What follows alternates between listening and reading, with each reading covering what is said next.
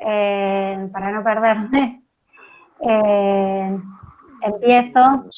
Bueno, lo recibimos una vez más en este espacio capaz que venimos construyendo y compartiendo junto con las compañeras Laura Pallero, Victoria Rinaldi, Marcela Araya, Paula Radiolo, Ceci Musi, Emilia Fraile, Silvina Carmona, Mariana Bonelli, y bueno, habla Belén Benassi.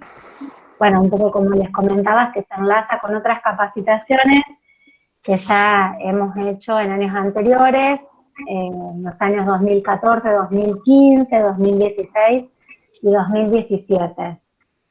Este equipo CAPAC pretende que este espacio, en el que estamos ahora, sea un espacio de encuentro, de debate, de articulación profesional y personal, que ahora con esta modalidad, como decía, nos permite llegar a todos y a todas, con todos los compañeros y compañeras de la provincia.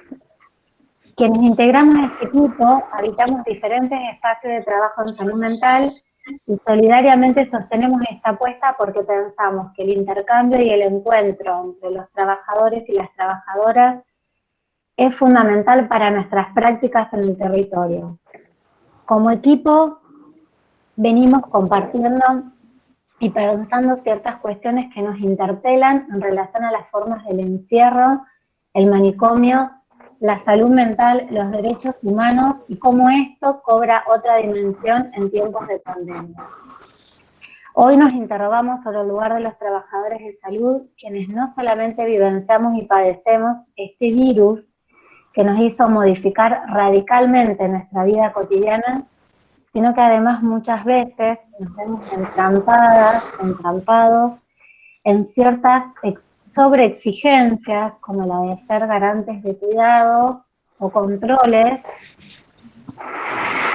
en términos absolutos, dificultándose el trabajo interdisciplinario, la posibilidad de alojar otra mirada que no sea solo la biologicista, donde resistimos muchas veces de ciertas lógicas verticalistas, donde algunos avasallamientos arrasan derechos de los usuarios sujetos. En nuestra fundamentación como equipo sostenemos y valoramos los caminos de construcción colectiva de cuidados para la salud en el marco de las políticas públicas integrales, en el marco de la Ley Nacional de Salud Mental, considerando la salud como una práctica social, atenta a la construcción de las condiciones dignas de la vida comunitaria, incluyendo también las preocupaciones en alerta sobre las implicancias del medio ambiente, como otro factor que incide en los modos de vida y viceversa. Pensamos el cuidado como proceso, elaboración subjetiva, acompañamiento e intervenciones diversas, plurales, vinculadas a la ternura, que implica hoy una subversión frente a las prácticas propuestas neoliberales. El cuidado del otro, el cuidado de sí y el cuidado colectivo en la trama social inmuniza. Hace cuerpo simbólico posibilitando el resguardo que se refiere frente a los contextos, que se requiere frente a los contextos que decantan de la fragmentación, el individualismo y los panoramas mortificantes sociales que incluyen enfermedades como epidemias y pandemias.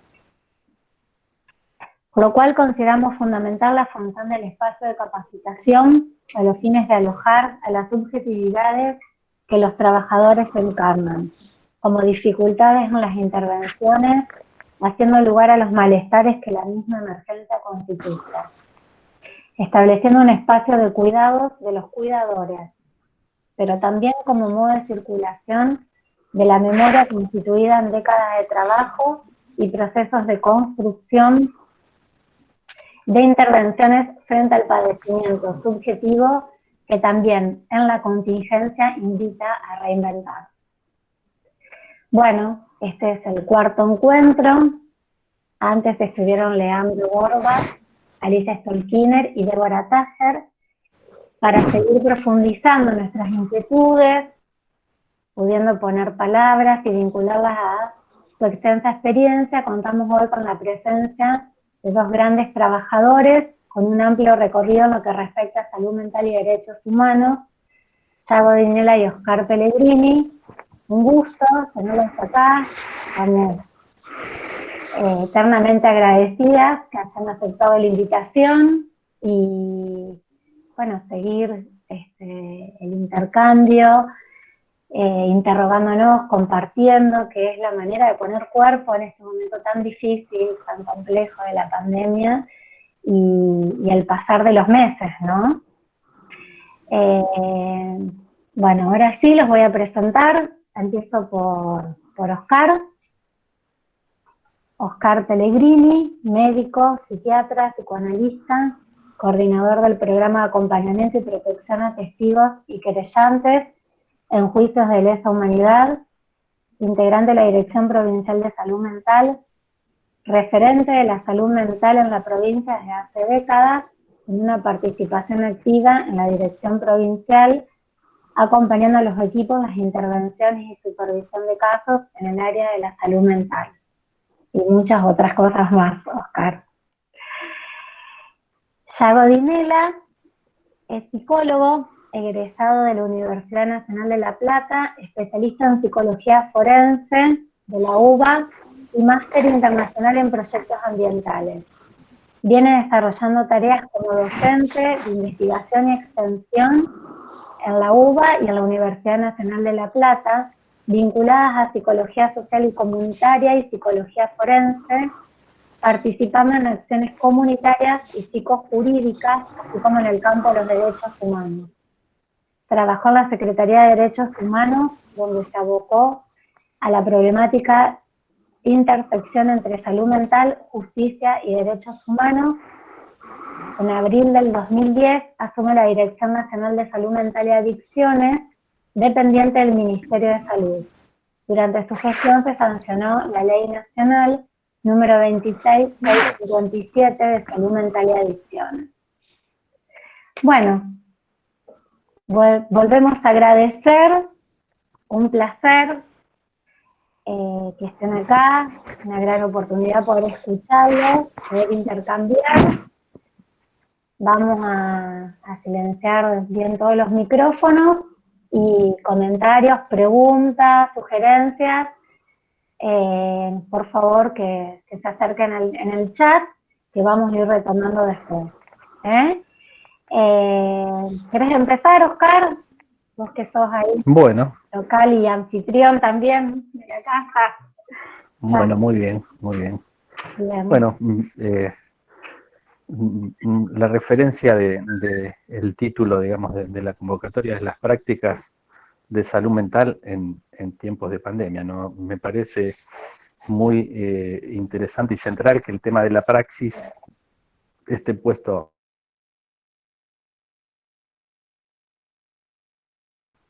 digamos, como primera palabra de la convocatoria, porque es la práctica es lo que nos invita permanentemente a la reflexión y a repensar lo que venimos haciendo. Nos ha irrumpido, digamos, este año de un modo inusitado el tema de la pandemia.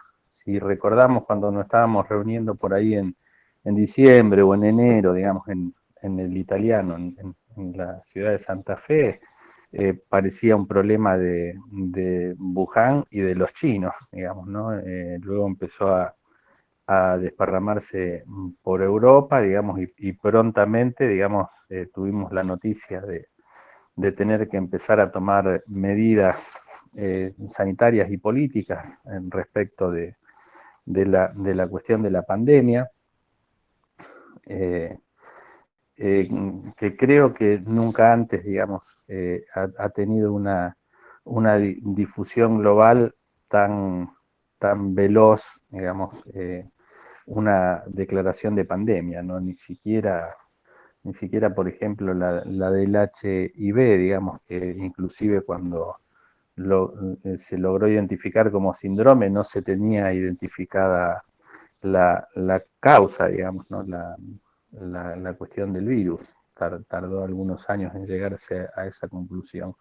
Acá están como acelerados todos los tiempos, ¿no? El tiempo de la difusión, digamos, que nos llegó prácticamente en forma casi inmediata, digamos, cuando todavía lo estábamos leyendo en los diarios como cosa ajena, y después la necesidad de tener que tomar medidas y sobre la base de la experiencia europea.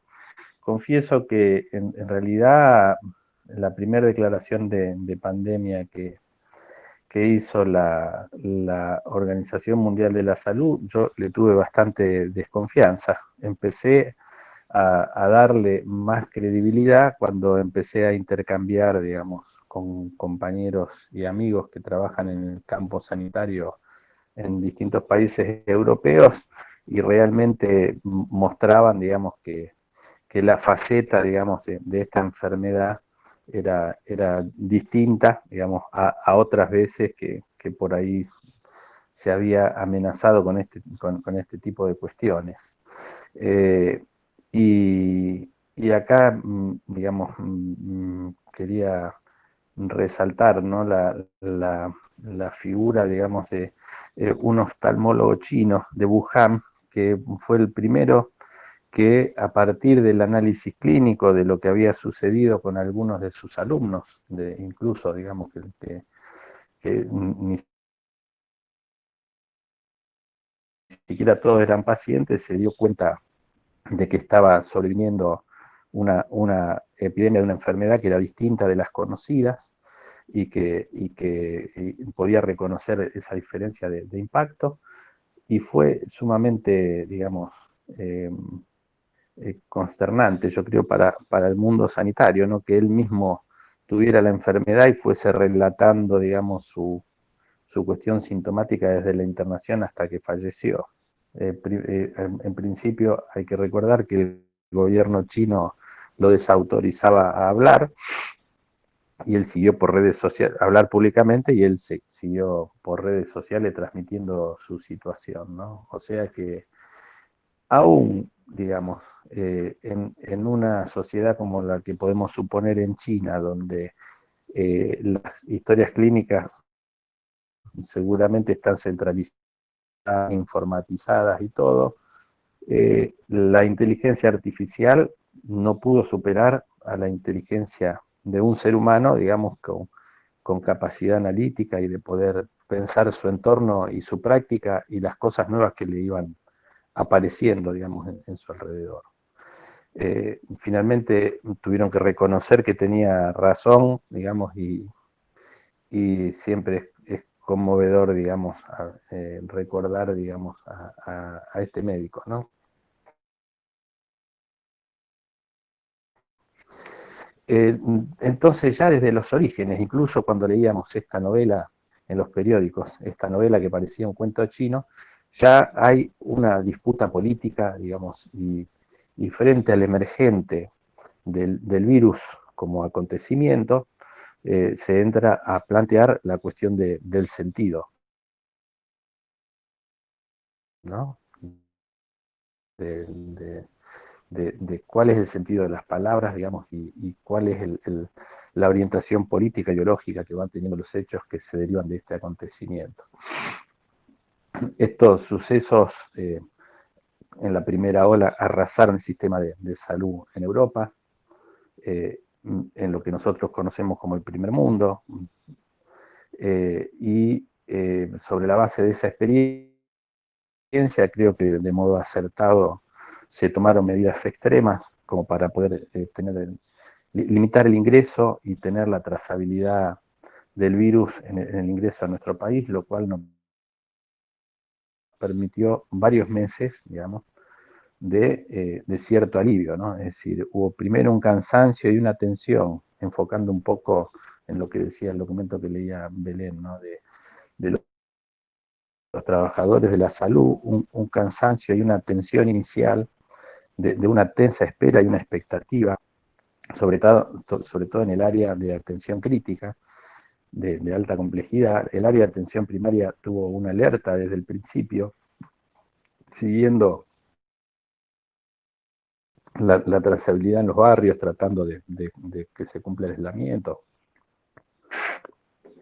Y yo creo que esa fue y es la primera línea de batalla, ¿no? La vanguardia de de esta lucha contra esta enfermedad.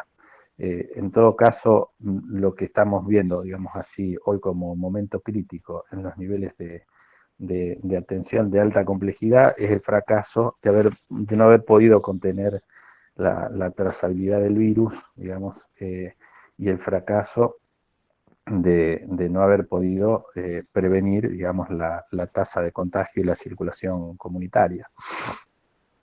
Tenemos que decir que acá, digamos, ha quedado más claro que nunca, digamos, si alguien pensaba que la salud era un bien individual, que uno lo podía comprar pagando una prepaga o un seguro de salud, ha quedado claro que es el Estado, digamos, quien puede garantizar en perspectiva de derecho la salud como un derecho y como un bien supremo, digamos, y en este caso, digamos, como la amenaza, digamos, frente a esta pandemia tiene que ver con la cuestión de la muerte, digamos, es el derecho a la vida, ¿no? Por sobre todas las cosas. Entonces, decía que ha quedado claro que el tema de la salud no es un problema médico, que el tema de la salud abarca todas las áreas de la sociedad, abarca la infraestructura, abarca el tema de la vivienda, digamos, estos días estuvimos viendo el tema de las tomas de tierra por falta de vivienda, digamos, una ausencia de décadas del Estado en tratar de resolver la cuestión de la vivienda para las poblaciones que no tienen un techo propio. Y cómo, digamos, estos desbordes que son producto de la propia ausencia del Estado, digamos, tornan, digamos, una faceta represiva donde el Estado responde con el garrote. Es lo mismo que vemos por ahí en los barrios frente a la ausencia del Estado respecto de la cuestión de la inclusión en el sistema educativo y en el mundo laboral de los jóvenes, y el haber cedido el territorio, digamos, a las organizaciones criminales, fundamentalmente en los barrios de los grandes conurbanos narcocriminales, y después volver, digamos, con una mirada represiva, ¿no? Es decir, y esto, digamos, teniendo en cuenta que aún en los momentos de ampliación de derechos, durante los gobiernos de Néstor y Cristina, donde se pudo sancionar la ley de salud mental, no se pudo derogar ni se pudo rediscutir la ley, la 23737, digamos, la ley de adicciones, digamos, ¿no? Donde el paradigma es un paradigma represivo que tiene que ver con la doctrina de seguridad del Estado de los Estados Unidos. Entonces, decía, los pasos iniciales, digamos, de la lucha contra la pandemia fueron claros, digamos, y fueron contundentes.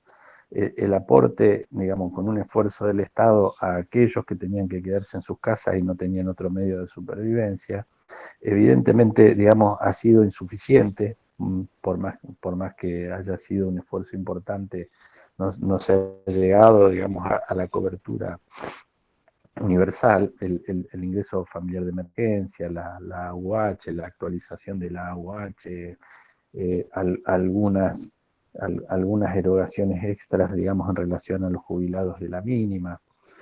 Bueno, toda una serie de medidas que tienden a garantizar, o a la perspectiva de la garantía de derecho, del cual solo el Estado, digamos, es capaz de sostener y solventar. Porque desde la perspectiva privada, esto siempre va a ser visto como una mercancía,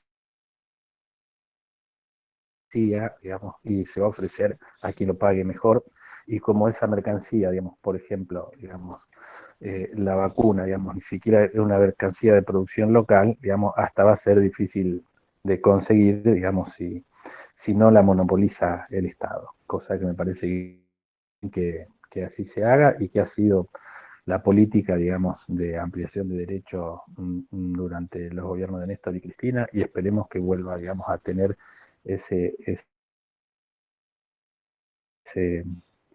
esa garantía, digamos, que tiene que ver con el respaldo constitucional, digamos, durante la gestión de Alberto Fernández. Entonces, esto ha sido un territorio de disputa donde la derecha aprovechó, digamos, para ganar la calle y para rediscutir y para robarnos ciertas palabras, digamos, ¿no? Ha habido una disputa respecto de la palabra libertad, es decir, confundir los cuidados del aislamiento con la pérdida de libertad, eh, con la cuestión de que te dejen ser, digamos, ¿no? Poniendo en escena, digamos, la voluptuosidad del goce neoliberal que no reconoce límites, digamos, ¿no? Y ganando la calle, digamos, con consignas de esa naturaleza, como la infectadura, que vergonzosamente, digamos, compararon el aislamiento, digamos, preventivo, social y obligatorio, digamos, con una dictadura, ¿no? Pero bueno, creo que la recuperación del ciberespacio del 17 y en cierto aspecto la de la calle vuelve un poco a equilibrar la balanza respecto de esta cuestión. Y digo, no sé si felizmente, porque realmente, digamos, juntarnos en la calle, digamos, a pesar de que si uno piensa que con barbijo y con distancia, digamos, no la contagiosidad y la transmisión del virus es mínima, tenemos que reconocer que en Rosario al menos, digamos, el escape de la curva de trazabilidad, digamos, y la circulación comunitaria tuvieron que ver con los antecedentes de las marchas en los días patrios que nos tiene copada la derecha, y de las marchas, digamos, por las leyes, la ley del humedal, frente al tormento que significó vivir con el fuego en las islas y el humo, digamos, permanentemente como un oscuro presagio sobre la ciudad.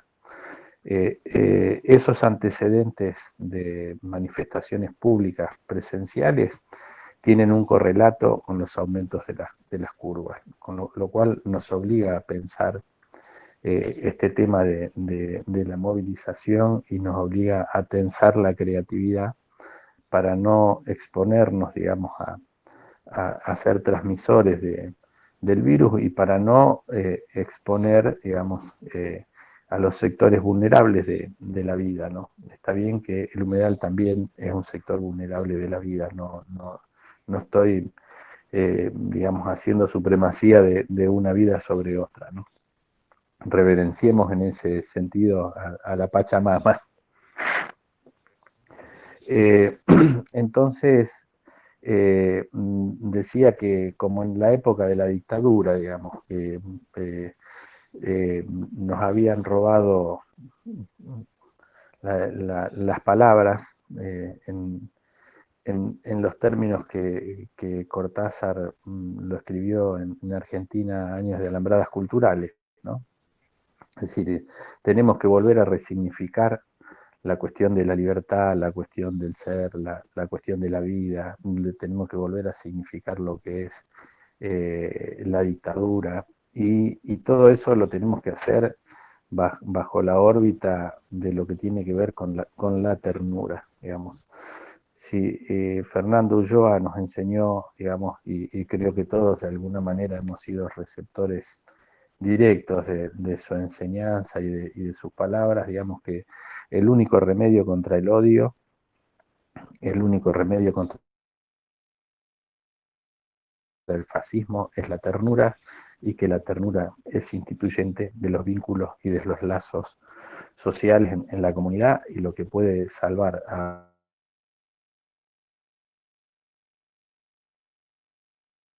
uno de los subjetivos, ¿no? de la cuestión de estar con el otro, digamos, de construir con el otro y de acompañar al otro, ¿no?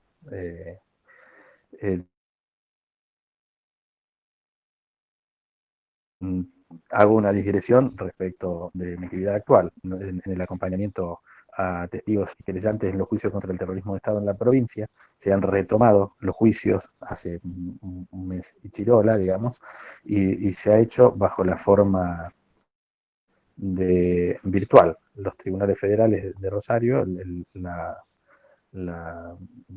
como es el Tribunal Oral 2, digamos, sesiona en forma virtual y está llevando adelante la causa Klotzmann sobre 29 víctimas, la requisitoria sobre 29 víctimas, 28 de ellas están fallecidas, un sobreviviente y algunos están desaparecidos, digamos, y una es la nieta recuperada 103. Esa causa, digamos, inició después de varios años de postergaciones, eso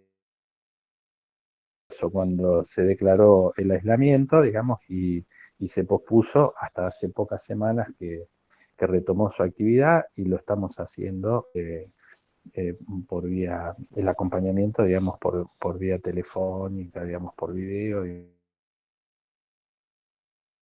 digamos, como en general es el trabajo que con personas con las cuales uno ya tiene un vínculo, ¿no? El otro tema es el de la construcción en el área de la atención primaria, digamos, el del cuidado de las poblaciones y el del cuidado de los equipos de salud. Había dicho antes de, Belén, avísame cuando sea más o menos el tiempo, porque yo me pongo a hablar y por ahí se me puede pasar las 2 horas y no le voy a dejar a Yago ni un ratito. Así que por favor haceme así cuando tenga que ir cerrando. Decía de las estrategias con el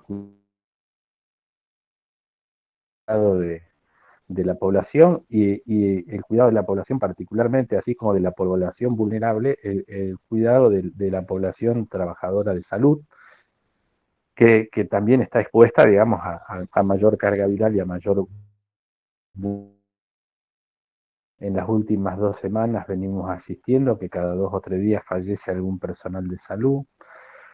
No todos eran personas, digamos, con supuestas edades de riesgo, ni siquiera, digamos, con las comorbilidades que se tienen como graves para la enfermedad. Y esto tiene que ver, digamos, en estos casos, sobre todo, con el desgaste, digamos, de todo este tiempo, ¿no? El esfuerzo, digamos, en las últimas semanas, por no decir los últimos 2 meses, prácticamente en los informes diarios de la Secretaría de Salud en Rosario, eh, prácticamente no está bajando de 100 la cantidad de personal de salud infectado. Es decir, en el reporte de anoche, que es el de anteayer, que a su vez es la foto, digamos, de varios días atrás, había 108, llegó a haber 132. Con 108 positivos, estamos hablando de que aún con los protocolos de no ir todo el personal a los servicios y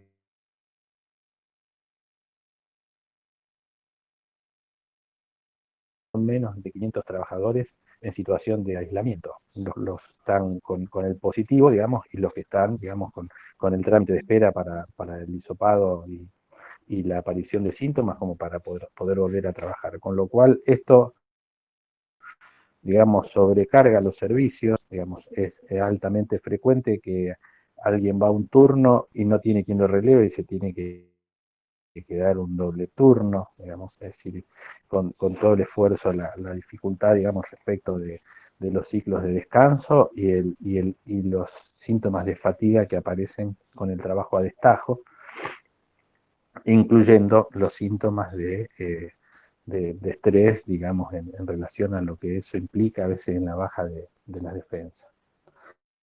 En estos días se conoció que, digo, políticas de cuidado, ¿no? Hay varias expresiones, digamos, tanto, digamos, en el plano de las organizaciones gremiales que reclaman la cuestión salarial y la cuestión de los elementos de protección personal, desde los distintos esto se está planteando, y también se está planteando por fuera la búsqueda de consensos que generen, digamos, sujetos sociales que puedan llevar adelante también, digamos, sumar a la potencia de estos reclamos. No solo, digamos, por el reconocimiento de la cuestión salarial. Lo que iba a contar ahora, por ejemplo, es que en Rosario, por el reconocimiento del estrés que está teniendo el personal de salud y demás, han autorizado 5 días de licencia, que obviamente en los servicios se tienen que rotar para tomarlo, pero aún habiendo reconocido la Secretaría de Salud que esto es por estrés y para tratar de recuperarse un poco de esa situación, los 5 días de licencia te lo sacan de la licencia anual ordinaria. Es decir, la verdad que está muy bien que haya 5 días de licencia, pero si vos te lo tenés que tomar para descansar porque estás laburando a destajo y te están obligando a tomártelo, me parece, digamos, un poco decoroso para lo que tiene que ver con el reconocimiento, digamos, a la labor de los trabajadores de la salud que les sean descontados de la licencia anual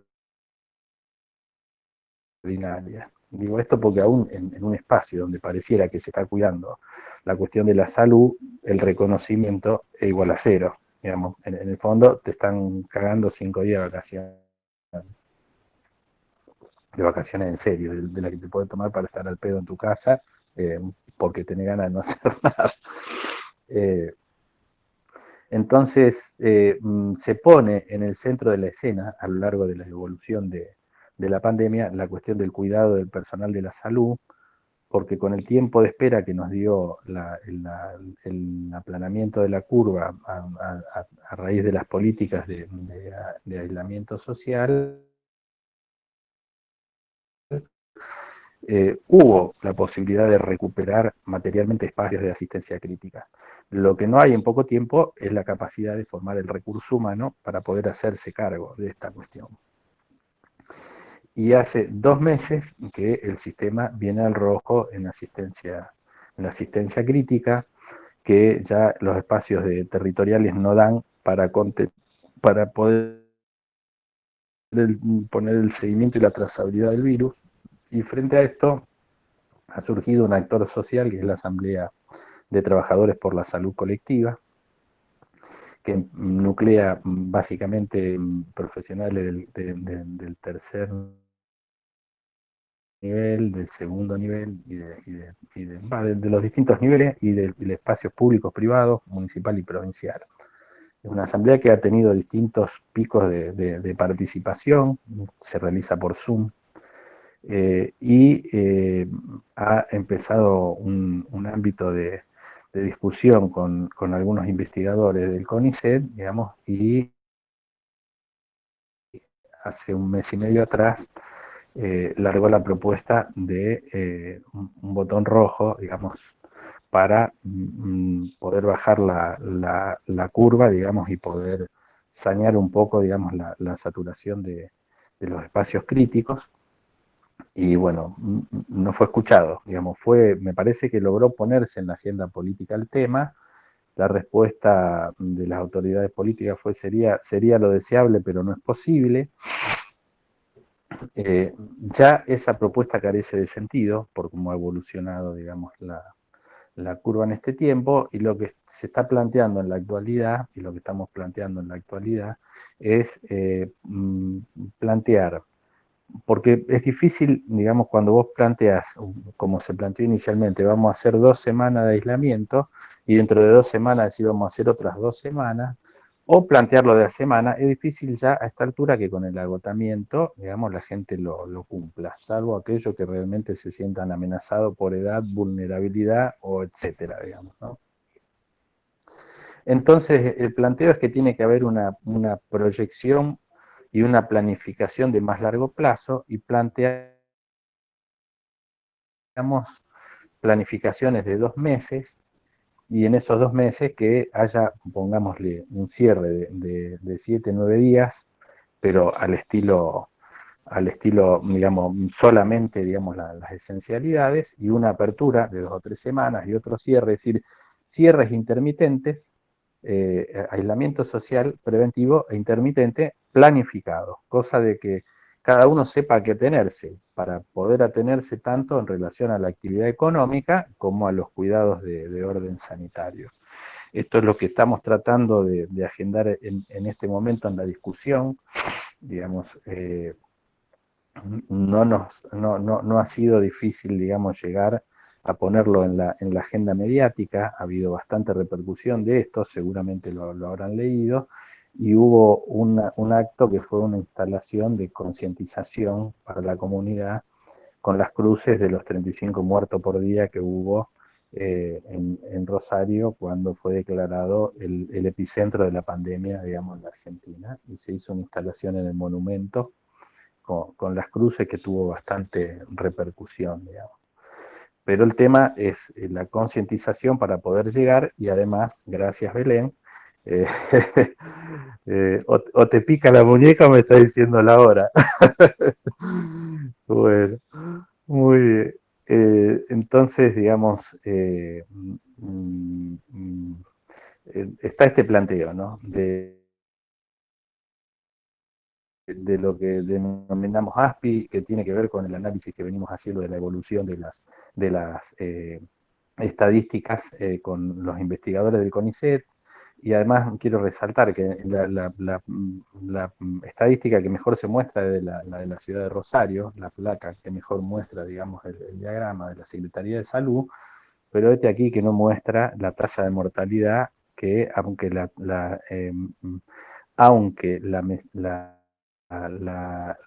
el pico sea mesete e incluso baje y los días de duplicación viral aumenten, digamos, la tasa de mortalidad ha seguido creciendo, digamos, y se viene retrasado en el registro estadístico de las tasas de muerte, con lo cual pensamos que eso, aún en este escenario que se festeja, digamos, como un escenario de estabilización de la curva, la tasa de mortalidad ha seguido creciendo. Y esto quiere decir que no tenemos que naturalizar las muertes por esta enfermedad aún con una curva chata, digamos, ¿no? Es decir, naturalizar que 20 o 30 personas se estén muriendo por día, digamos, no es la forma de enfrentar, digamos, ni sanitariamente ni políticamente la pandemia. Bueno, le dejo a Yago que hable de toda la parte de salud mental. Bueno, muchas gracias, Oscar. Eva, Faltaba más. Gracias a ustedes. para seguir pensando y seguir escuchándote, vamos a seguir ahora con Yago y Nela y después abrimos las preguntas, el intercambio. Muy bien. Bueno, gracias. Yago, ¿estás por ahí? Sí, acá estoy. Ah, buenísimo. Bueno, esta ¿Me es la escuchan? primera vez que hacemos una mesa donde hay dos expositores, así que bueno, vamos a la prueba. Pero está saliendo bien, así que seguimos nomás. Bueno, Además los dos Bueno, Yago, pelados, lo adelante. cual no es cualquier cosa. para mí es un gusto Bueno, buenísimo. escuchar Bueno, con quien nos conocemos hace muchos años, aunque tengo que decir que ya éramos pelados. Hace muchos años nos encontramos militando por la Ley Nacional de Salud Mental y tengo que reconocer que si bien muchas de ustedes serían muy chiquitas, estarían en la primaria o en el secundario, la provincia de Santa Fe nos brindó un apoyo muy grande cuando me tocó ser director nacional y empujaron la ley de muchas maneras. Por ejemplo, en nuestras reuniones, que se llamaba COFESAMA, que es el Consejo Federal de Salud Mental, tendían a llevar la voz cantante junto con la provincia de Río Negro y empujaban un montón. Así que los recuerdo siempre con mucho cariño y reconozco el apoyo que tuve en toda esa época de la provincia de Santa Fe.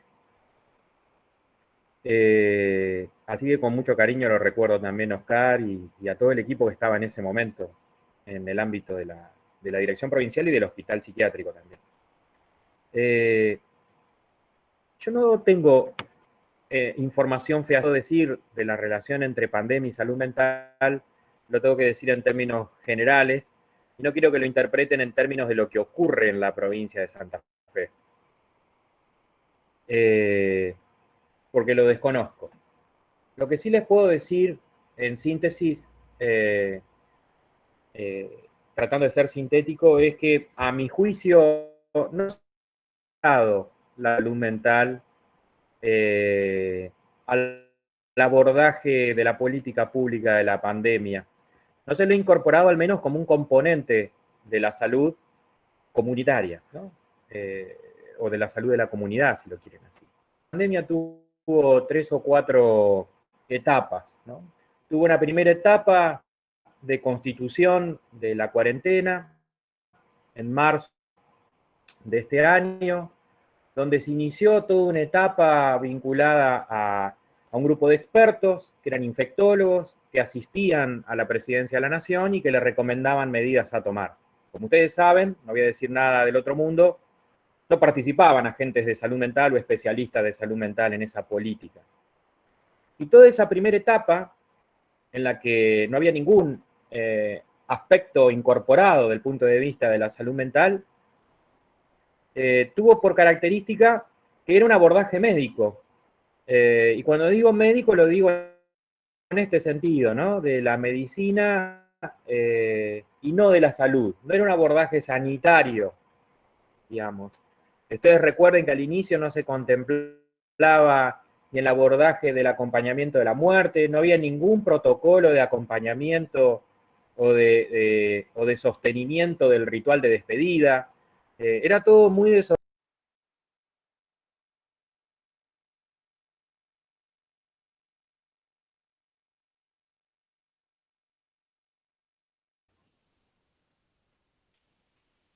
Parece que... Yago. Me parece que se le cortó. A ver si se puede volver a conectar. Quizás si apagamos las cámaras se pueda escuchar mejor. Son las interferencias habituales de la red. Vamos a esperar que retome.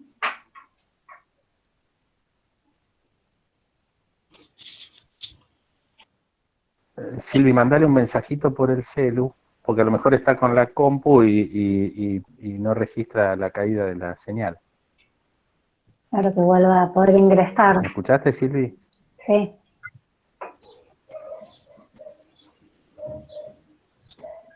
Sí, ya está. No, tenía apagado yo el micrófono, por eso no me escuchaba. Ya le avisé. Perfecto. Sí, es una pena que se caiga. Bueno, aprovechamos para invitarles para la próxima, ¿o no, Belén? Ahí entra. Sí. Cuenten mientras, chicas, sí.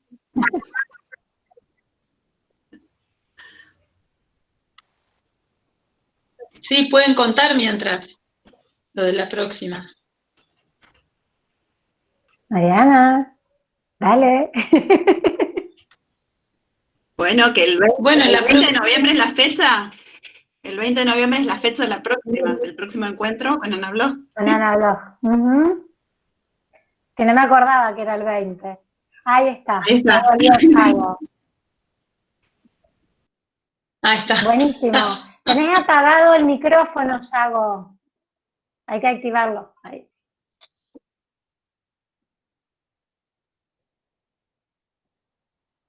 A ver.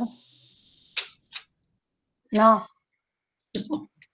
El micrófono. ¿Ahora sí? Ahora sí. Sí. Ahí estamos. ¿Y hasta dónde me llegaron a escuchar? Porque yo estuve hablando un rato.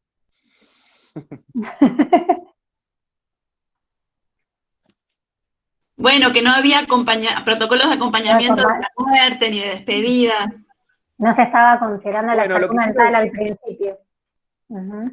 Sí, lo que quiero decir es que en salud mental no estuvo incorporado en esa primera etapa un abordaje de lo mental, y en todo caso el abordaje de la pandemia fue un abordaje médico en el viejo sentido del término, en el sentido de los dos mecanismos que conoce la medicina hace 2000 años, que son la sugestión y el aterramiento.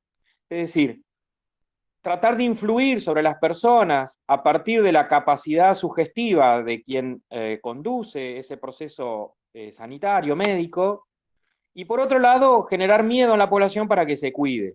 Estos dos mecanismos, generados desde esa etapa inicial, duraron un tiempo. Y ahí viene entonces la segunda etapa, cuando se agotó la capacidad sugestiva y la gente ya le perdió el miedo al virus. Ahí existió una segunda oportunidad de incorporar la dimensión de lo mental, porque tengamos en claro algo, la pandemia la producen los comportamientos de riesgo, es decir, es el comportamiento de riesgo el que produce la enorme capacidad de contagio, no es el virus en sí mismo no circula sino porque hay comportamientos de riesgo. Con lo que quiero decir es que las infecciones se producen desde el punto de vista comportamental, aunque un virus sea lo que se transmite. ¿Se entiende lo que digo? Porque esto explica por qué en algunas sociedades, sobre todo en las sociedades occidentales, circula tanto el virus y con tanta velocidad, y en otras sociedades no. Eso tiene que ver con la modalidad comportamental y la cultura. Y la cultura, lo digo en términos generales, pero en particular la relación de la comunidad con el Estado. ¿En qué medida la relación entre la comunidad y el Estado tiene un respeto hacia las instrucciones que el Estado brinda y en qué modo no? Digamos. Las sociedades más individualistas, las sociedades que más se han caracterizado por esto que estuvo relatando Oscar sobre el concepto de libertad o el modo en que se conceptúa la libertad en las sociedades neoliberales, es donde se ha producido la mayor problemática de contagios. Y ahora se ve claramente en la segunda oleada en Europa.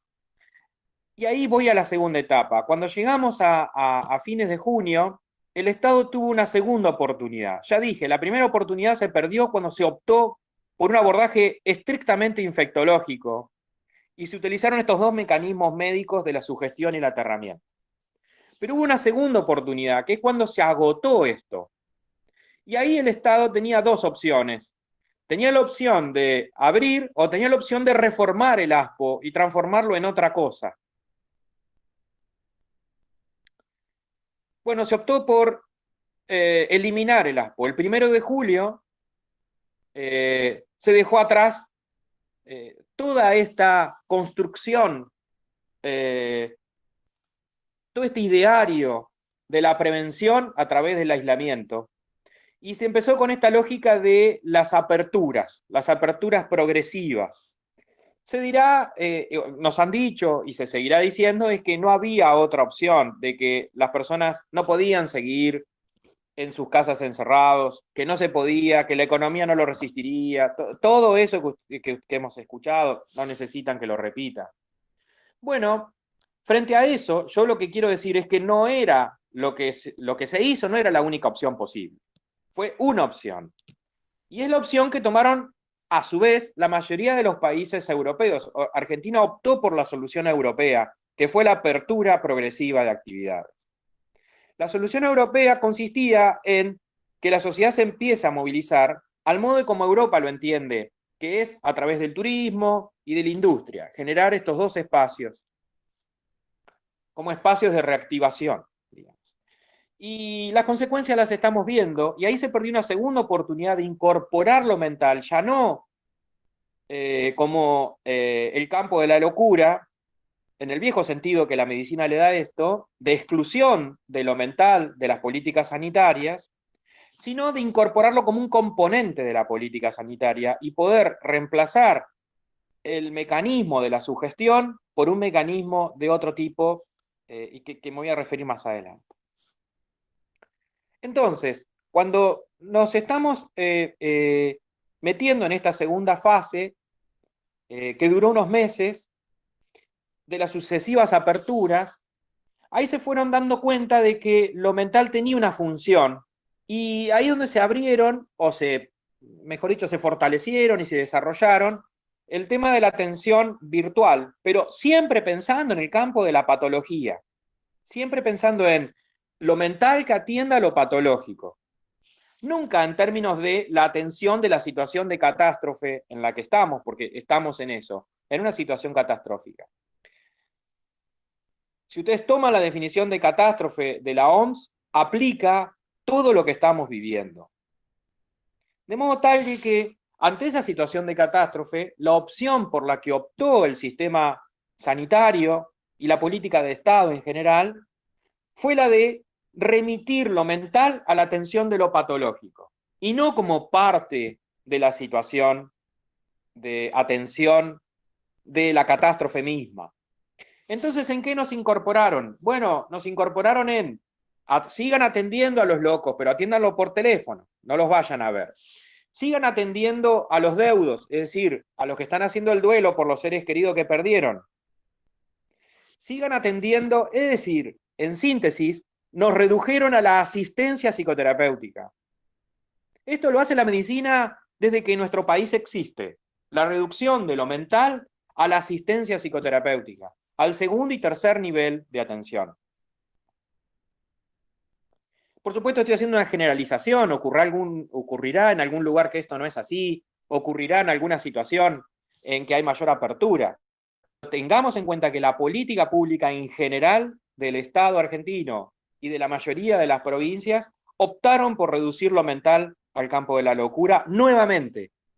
Nuevamente. ¿Por qué digo nuevamente? Porque no es lo que dice la ley de salud mental, no es lo que dice la ley de atención primaria de la salud, no es lo que dice la ley de derechos del paciente, no es lo que dice nuestro marco legal.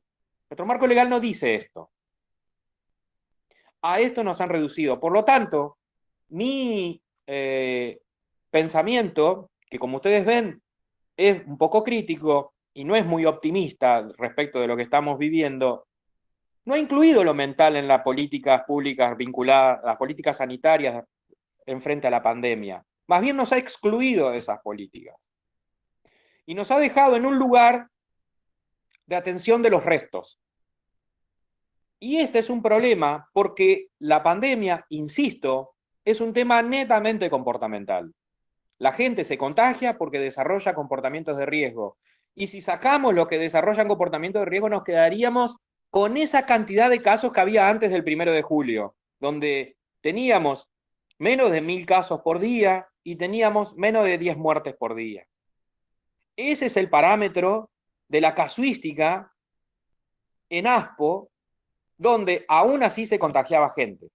¿Se entiende lo que digo? Es decir, cuando se lo trataba como un asunto netamente de riesgo y se prevenían todas las posibilidades de riesgo de contagio, aún así se contagiaban algunas personas, por supuesto.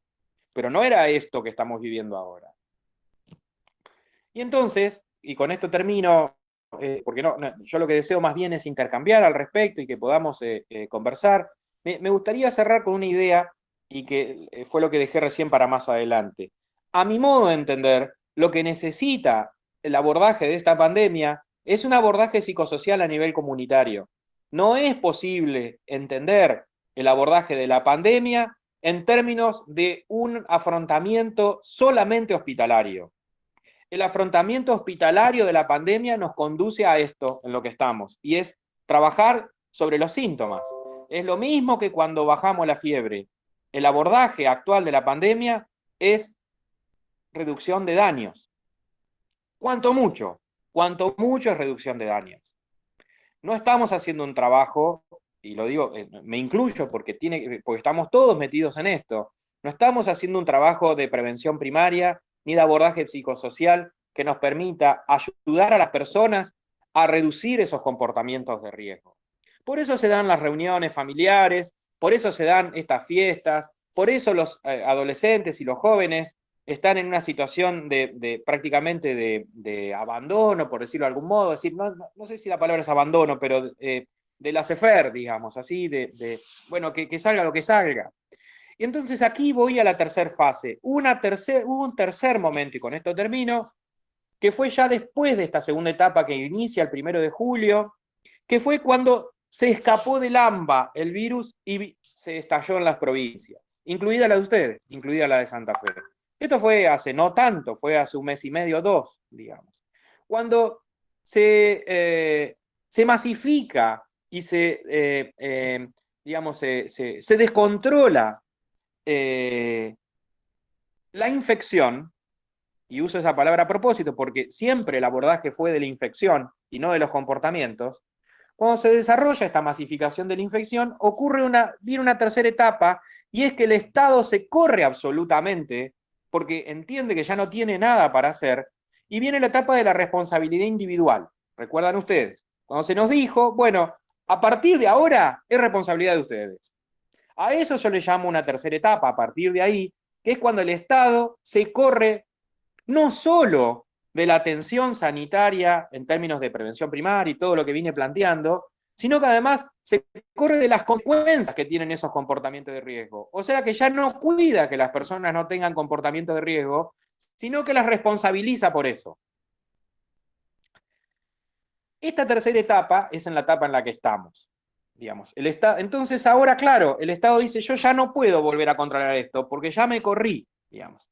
Es como cuando uno emancipa a un adolescente y después viene y le dicen, mira, está haciendo lío este adolescente. Entonces, sí, mira, yo ya le di libertad, ya no puedo ahora volver a regularlo. Esta es la sensación en la que yo me encuentro ahora, que como ustedes notarán es de impotencia y de desazón, pero en realidad, insisto, parte, a mi modo de entender, por un momento inicial en el cual el Estado organizó su abordaje sanitario, excluyendo lo mental como componente de la atención sanitaria misma. Ahí arrancó este asunto. Y eso tiene que ver con el enfoque con que el Estado Nacional piensa, y en particular el Ministerio de Salud de la Nación, piensa este problema de la pandemia. Y es que lo piensa como una infección de un virus. Y ahí termina el análisis. Ese error inicial, para mí, es un error fundante, pero que ha generado como un efecto dominó todo esto que siguió después y que se le volvió incontrolable. Entonces ahora, en este momento, estamos simplemente en la desazón, porque ¿qué dice el Estado en este momento? Es, aguanten que ya llega la vacuna. En ese momento estamos ahora. Es, aguanten. Primero era arréglense. La etapa de la... yo lo transformo en verbos, ¿no? En la etapa de la responsabilidad individual, estábamos en la fase arréglense como puedan. Y ahora estamos en la siguiente, que es aguanten. Aguanten que ya llega la vacuna. Bueno, ese es el problema en el que estamos. Y mi problema en este momento, o como yo lo veo por lo menos, tiene que ver con la enseñanza que esto nos deja. Lo único que nos queda por hacer desde quienes abordamos desde lo mental los problemas sanitarios, tiene que ver con introducir una lógica explicativa de esto, es decir, con poder dar cuenta de que esto ocurrió porque no se incorporó esta idea de que es un problema psicosocial, la pandemia, y que el sostenimiento de la cuarentena se debía hacer psicosocialmente y no a través de la inoculación de miedo o de la sugestión médica. Y con esto las dejo y me gustaría escucharles a ustedes.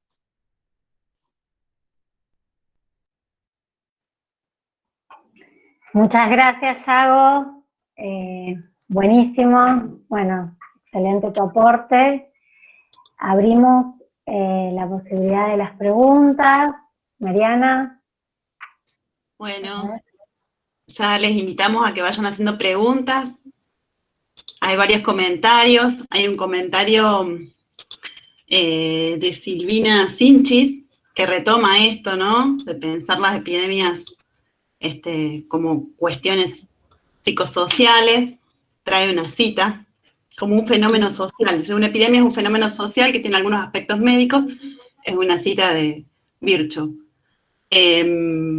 A mí también me dejó pensando esta cuestión de cómo se nos invita ahora, no sé si a ustedes, compañeros, les ha llegado la invitación, a una capacitación para prevención del suicidio en adolescentes, ¿sí? Cuando en realidad me parece, por lo menos en el primer nivel de atención, que podríamos estar haciendo muchas otras cuestiones más que pensar ya concretamente en prevenir los suicidios y así de una forma tan dura, ¿no?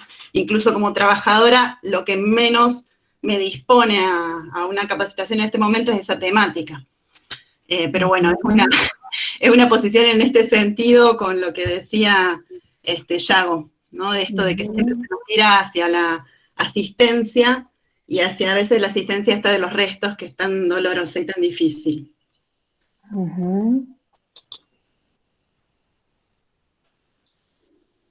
Silvina, ¿vas a hacer una pregunta? Hola, sí, buenas tardes a todos y a todas. Bueno, me quedé pensando especialmente en este retroceso que plantea Yago, este repliegue que se produce respecto de la ley de salud mental, los derechos del paciente y otras leyes que involucran las prácticas interdisciplinarias de los psicólogos, los trabajadores sociales. Me quedo pensando en esto que al lugar que se nos reduce en función de la pandemia.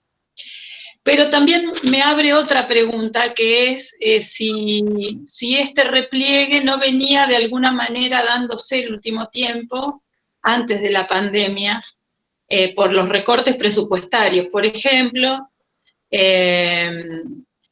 y por que me parece que el detenimiento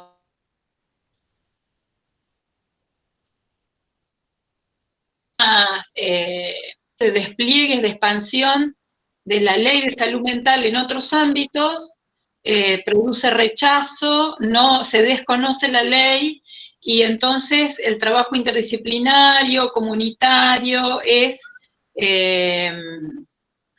de alguna manera, no sé si desvalorizado, pero sí desconocido por otros ámbitos como puede ser el ámbito jurídico, y actualmente avanzó el discurso médico hegemónico por poner el acento en la cosa infecciosa y no comportamental como plantea Yago, digamos, ¿no? Lo cual es una gran preocupación. Es un comentario, una pregunta, qué sé yo, no sé, me parece que para darle pie también a mis compañeros, que creo que en ese sentido hay mucho por decir, ¿no?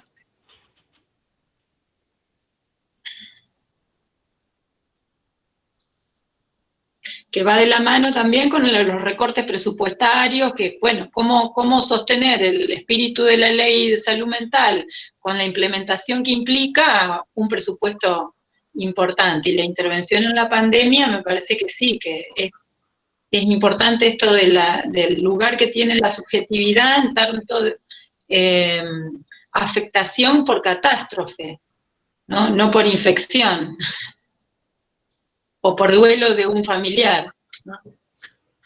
Sí, quiero agregar algo en función de esto que planteabas. Voy a hablar del lugar donde yo estoy, que es Viedma, en la provincia de Río Negro. Hoy día, ni ayer ni anteayer, hoy ocurrió una cosa. Se nos solicita a profesionales que no estamos dentro del sistema de salud pública, en mi caso, por ejemplo, estoy en el sistema de justicia, trabajando en salud mental en cárceles, se nos solicita ayuda para colaborar con el servicio de salud mental del hospital para comunicar a aquellas personas que son COVID positivo, que lo son, y hacer todo el trabajo de detección de las personas cercanas, del contacto estrecho y todo eso, ¿no? Porque no dan abasto, están sobrepasados los profesionales que están trabajando ahí, además de todo el trabajo con las personas que se han enfermado y con los deudos de los que han fallecido y todo eso.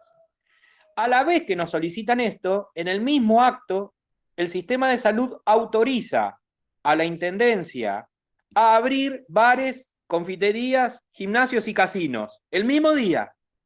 O sea, el mismo día que se abre hasta el casino de Viedma para que empiece a funcionar, nos dicen que está colapsado el sistema de salud, ya no de las camas UTI, está colapsado el servicio de salud mental, digamos así.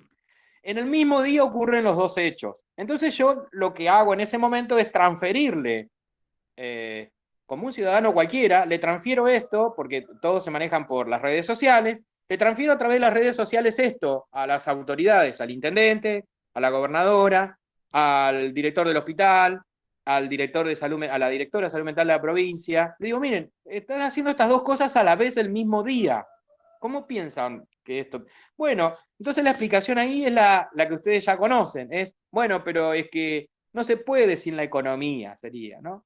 Porque mi pregunta iba alrededor de cuál es la esencialidad del casino, digamos así. ¿A qué esencialidad responde la apertura del casino?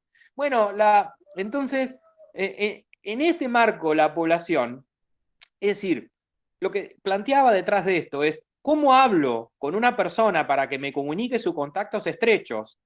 Y por lo común, algunos de los cuales son tan estrechos que son irreproducibles y que a las personas les cuesta mucho decir quiénes son, porque son relaciones que les introducen conflictos, para decirlo de un modo elegante, que se sepan cuáles son sus relaciones, le introduce conflictiva. Entonces, ¿cómo hablo con estas personas esto, siendo que a la vez ven esta otra circunstancia?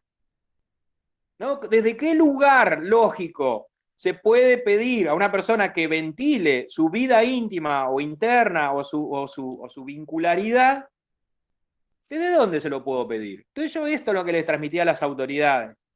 Bueno, algunas me bloquearon y otras no me respondieron. Logré eso, digamos así. Pero hay un problema acá entonces, quiero decir, y que tiene que ver con cierto nivel de hipocresía, digámoslo así, y que tiene que ver con esta lógica de que en la pandemia nosotros tenemos un lugar de atención de los residuos, y no es distinto de lo que ocurría hace 50 o 100 años, que era atender los residuos que se llamaban manicomios, digamos así. Es decir, no estamos en un lugar distinto de la lógica manicomial. No estamos en un lugar distinto. Lamentablemente, y por supuesto es una generalización la que estoy haciendo, pero lamentablemente estamos en este problema, y es que nos vuelven a ubicar en el lugar de atención de lo residual. Y por eso estamos excluidos de las decisiones sanitarias. Esta es la razón. Bien.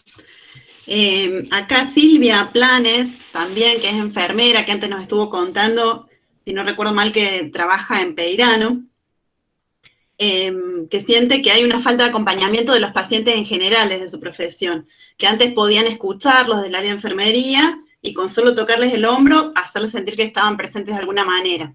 Eso también me parece algo muy significativo, ¿no? Que estábamos empezando, por lo menos en los equipos, a compartir la salud mental y la responsabilidad en términos de salud mental con otros compañeros. Y ahora parece que nada de eso puede seguir en pie, ¿no? Que el discurso médico hegemónico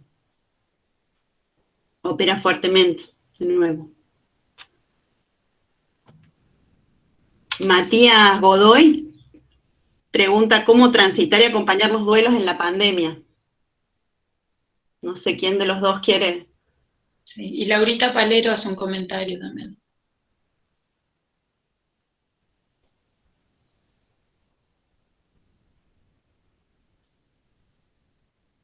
Bueno, le estaba dejando la palabra a Oscar, pero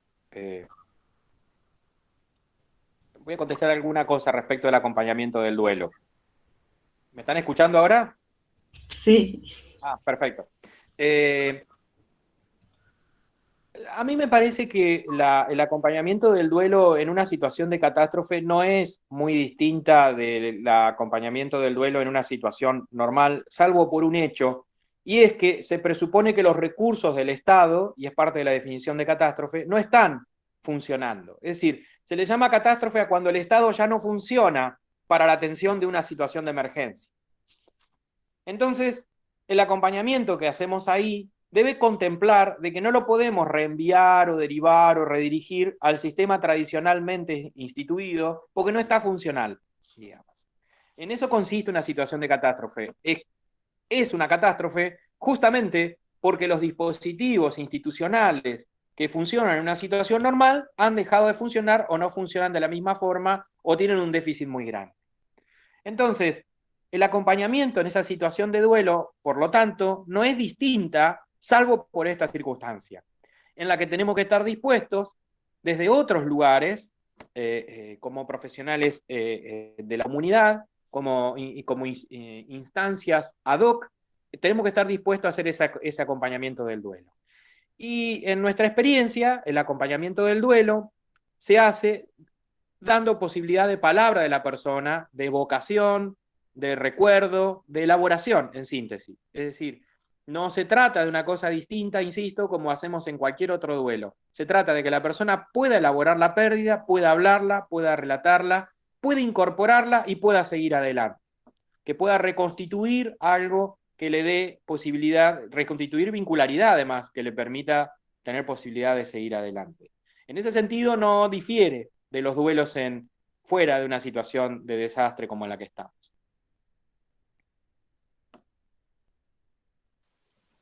Hola, yo quería decir algo después cuando se pueda. Dale, Vicky. Quería comentar algo sobre lo que acaba de decir Yago, digamos. Que en realidad de la catástrofe, digamos, epidemiológica, digamos, ha barrido, digamos, así como está en una situación de sobrepaso, digamos, y de excepcionalidad, las redes habituales de atención del sistema de salud, también está arrasado, digamos, el ritual del duelo, digamos, porque no son permitidos los velorios, porque si se permite el velorio tiene un máximo de 5 personas, 10 personas, porque los protocolos, digamos, conllevan, digamos, la situación de la cremación.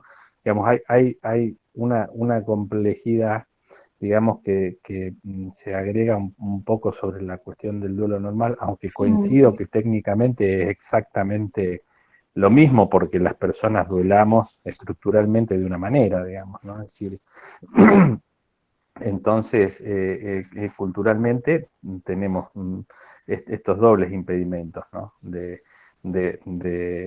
que los rituales no son los habituales, digamos, y que el sistema de atención tampoco, digamos, ¿no?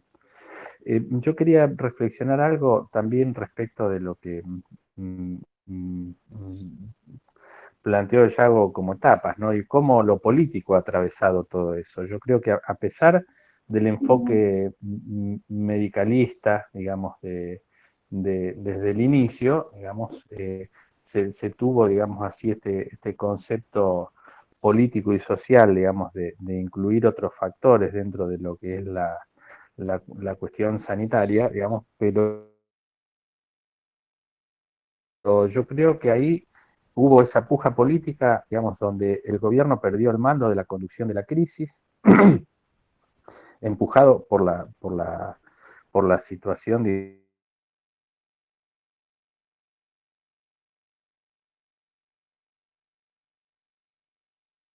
digamos, de la iniciativa que la derecha empezó a ganar la calle, digamos, en el gobierno de Cristina, yo recuerdo que solamente ganaron la calle cuando fue lo de la 125, digamos, ¿no? Está bien que la calle estaba digamos, transitable en otros términos, digamos, pero acá la derecha aprovechó el vacío, digamos, que se generó en respecto de las movilizaciones del campo popular y avanzó sobre eso y además nos copó las fechas patrias, digamos, ¿no? Es decir, las fechas patrias son la simbología y las marchas, digamos, han quedado a cuenta del neoliberalismo, que son las expresiones del fascismo en la actualidad, ¿no? O sea que hay un aspecto, digamos, que tiene que ver con lo político, por eso había hecho yo esa referencia a haber ganado el ciberespacio, digamos, y haber tenido, digamos, esos millones de consultas sobre la aplicación de la marcha del 17, que me parece que es mucho más fuerte que lo que se pudo haber movilizado en la calle, y además, desde el punto de vista de lo que tiene que ver con la construcción de salud, mucho más favorable también desde el punto de vista de la responsabilidad ciudadana, ¿no? Permiso, ¿me escuchan? ¿Puedo hablar? Sí, Para Martín, aportar un sí, poco nomás Fernando. del campo de la No, comunicación. las coordinadoras son las que te pueden hacer así con las manos. Después de Martín, Vicky. ¿Ah? ¿Qué tal? Ahí, ¿Cómo están? que apareció Martín. Es para aportar algo nomás, para hacer una descripción, una nota que hace una descripción de momentos, si tuvieron la oportunidad de leerlas, al leer la nota, es una nota que sale en Infobae el día 25 de octubre, y es una nota que se titula La rara ley de salud mental argentina que recela de la psiquiatría y la niega como ciencia médica. Para darle, digamos, un pantallazo, ¿no? Pueden leerla, está en el portal. La norma aprobada en 2010 equipara en varios aspectos al psiquiatra con el psicólogo, el terapista ocupacional o el asistente social. En su articulado, la práctica psiquiatra es objeto de las peores sospechas y el órgano revisor está formado por ONG de derechos humanos. Psiquiatras consultados por Infobae afirman que los más perjudicados son los pacientes. Después leen la nota. A mí no me consultaron, A mí no me consultaron, Martín. No tiene Es sospechoso. No tiene desperdicio. Léanlo, por favor, porque no tiene desperdicio. Es un cuento para niños de 6 años, en donde es un enunciado, digamos, muy firme en contra de la ley de salud mental, pero que además está hecho con un nivel de precisión, digamos, y de llegada y de alcance tan amplio, que mucha gente, lamentablemente lee Infobae, que sabe que trabajo en salud mental, me preguntaron por la nota que había salido. Martín, ¿te parece que escuchemos a Vicky? ¿Te parece que porque nosotros habíamos compartido la nota y me parece importante que volvamos a lo que estamos hablando hoy? Está bien, pero digo que esas son las expresiones que nos muestran, digamos, en qué situación estamos, digamos, el resumen de la situación. Bien, dale. Gracias, Martín.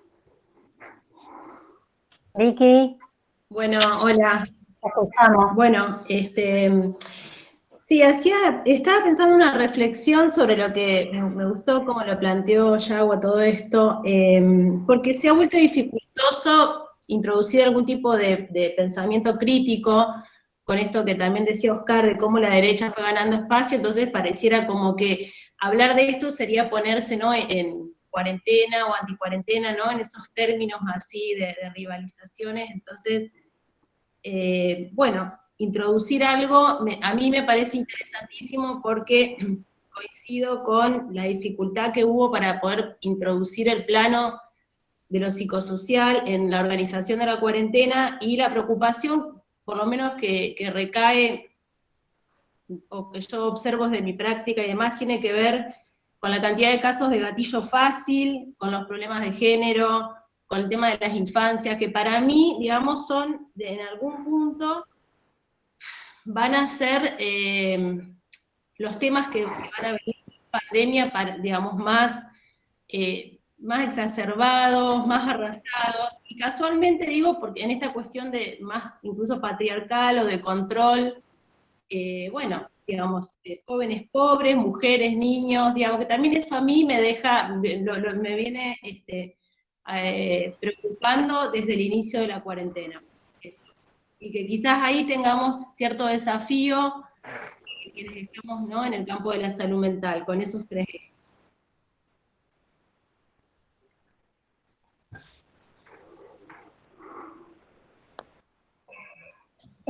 ¿Puedo decir algo, Mariana?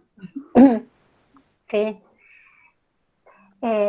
Sí, me quedaba pensando en lo preocupante, ¿no?, el poco lugar que se le está dando a la salud mental, la poca escucha en esto de quienes asesoran y a quienes se escuchan, donde, bueno, un poco lo que decía Yago, yo pensaba en una situación que viví el sábado pasado, donde fui al parque, un parque muy grande que hay acá en Santa Fe, con mis hijos en las bicicletas, y había policías con caballos, donde no dejaban que los chicos estén en los juegos, ni se siente nadie a tomar un mate, y donde, bueno, venían directamente los caballos a sacarnos. Inmediatamente en el bar de la esquina de mi casa, ese mismo día hasta las 3 de la mañana, no había distanciamiento, no había control, y, digamos, estos mismos que estaban controlando el parque, así como ese parque, muchos otros, los bares están abiertos, no hay protocolo, no hay control, Entonces, bueno, en esto, ¿cómo incide en la salud mental de la población? Digo, rápidamente apareció en mi hijo la pregunta de ¿por qué nos sacan del parque?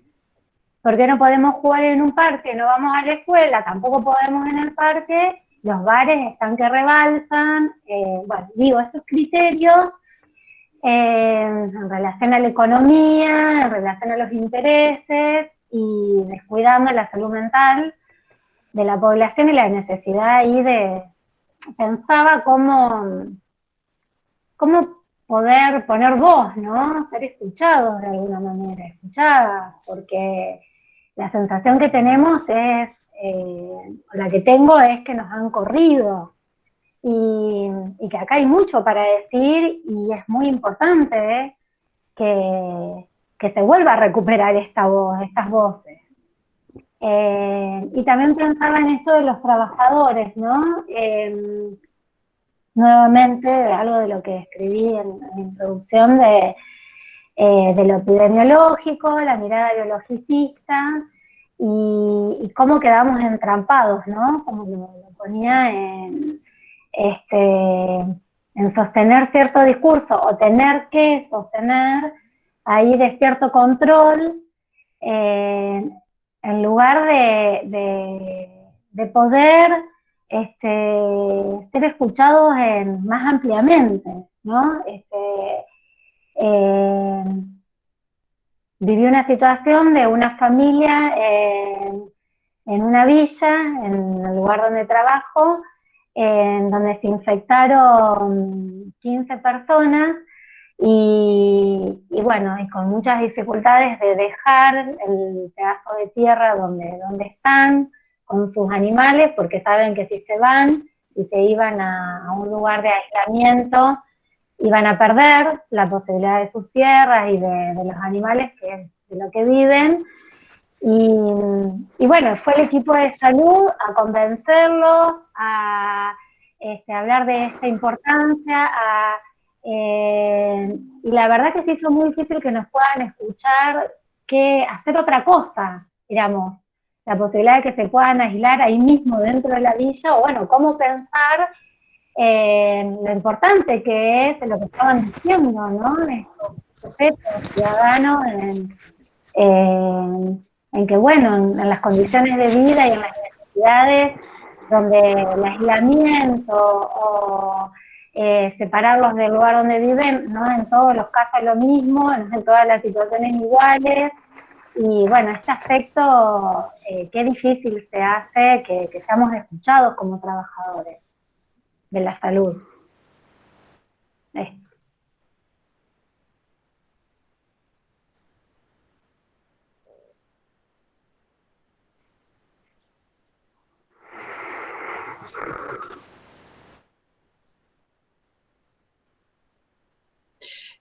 ¿Puedo agregar algo? ¿Puedo agregar algo? Sí. Bueno, estaba leyendo los comentarios del chat, que creo que de alguna manera son comentarios que coinciden en la posición, de algún modo, que escuchamos de las presentaciones, y que coinciden respecto de la reducción que ha tenido la práctica de las disciplinas que sostenemos las prácticas en salud mental. Incluso la última que plantea la cobertura, cómo se les ha recortado la cobertura en psicología en las obras sociales, porque no han tenido respuesta en la atención de obras sociales por ser telefónica, por ejemplo.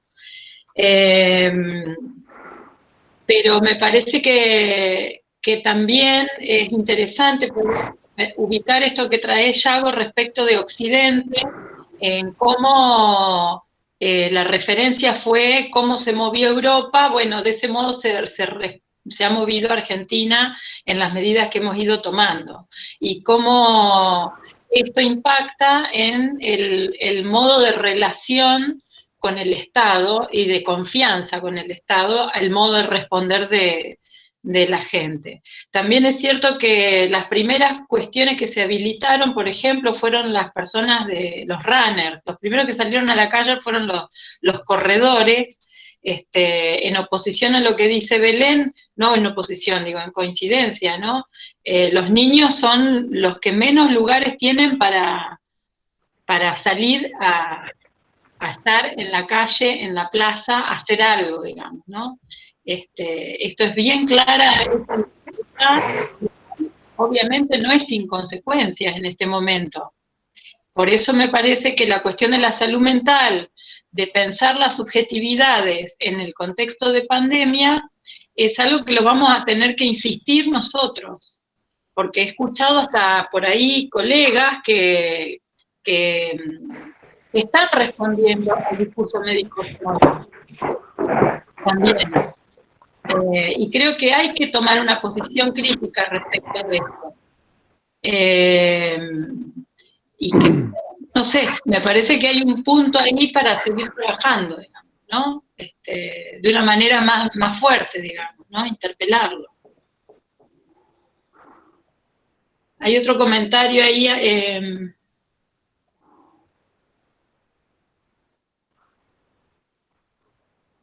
Marian, no sé si lo querés leer. A ver, lo leo. Anabela de la Rosa dice, yo trabajo en un equipo de soporte territorial de salud mental en zona sur de Rosario.